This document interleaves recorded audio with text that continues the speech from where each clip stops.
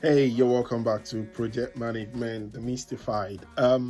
So in this episode, I think this is episode 10 of the interview series, and let's still kind of cover what do you know about the role. So I know I kind of covered a few lines on the job description in the last episode, so I just wanted to cover a few more, maybe just two more lines. And just as I said in the last episode, see the way I am picking the lines one by one. So this level of detail is required for you to be able to stand out to the recruiter or the interviewer.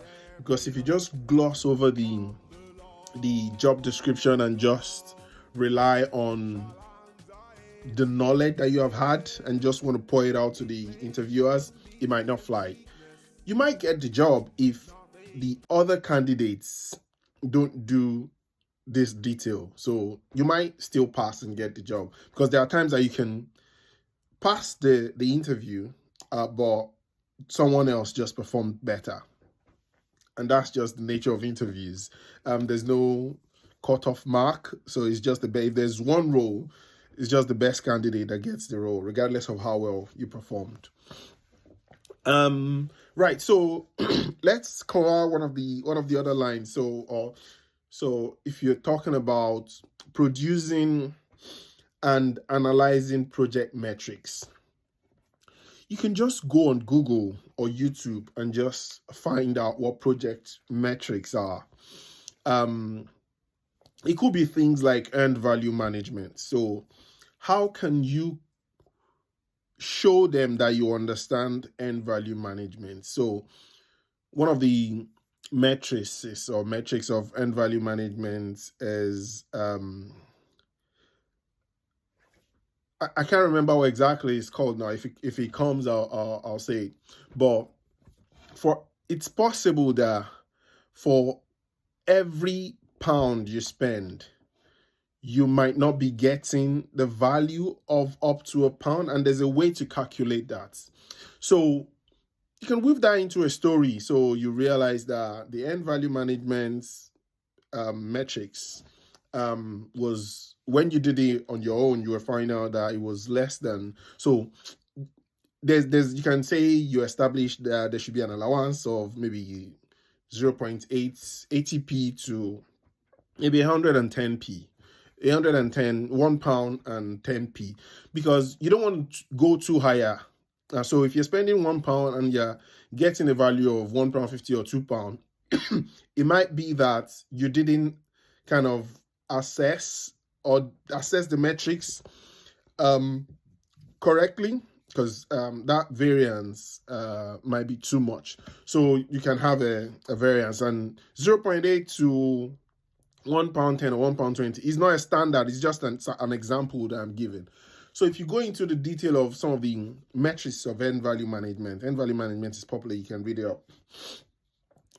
And then, so earned value management is more around waterfall project management. You could also touch on some agile matrices. So there are some agile matrices. They're called flow metrics.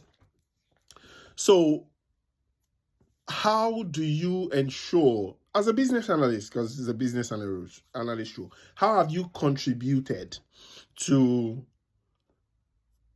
effective flow? So how have you removed lead times in tasks management in Jira or in whatever planning system you're using? How do you do that? So there's also another one around participating in execution of testing phase.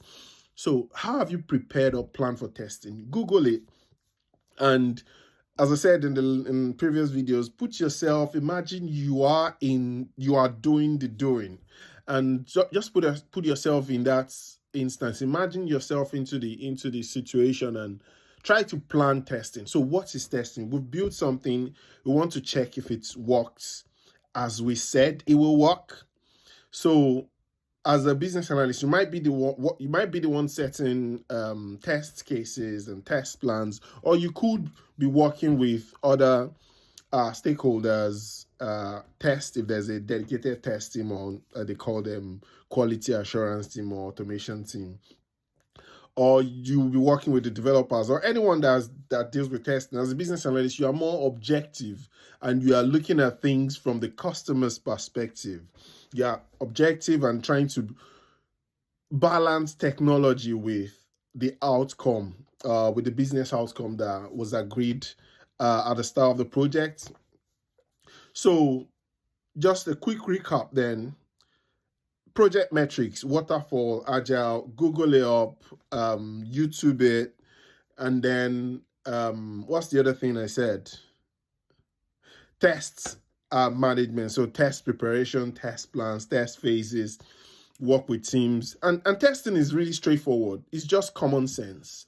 This is the outcome we expect. This is the behavior we expect. Are we getting that behavior? Yes or no? There's no middle ground in testing. I think I'll just stop there for now, and I'll see you on the other side. Cheers. Bye-bye.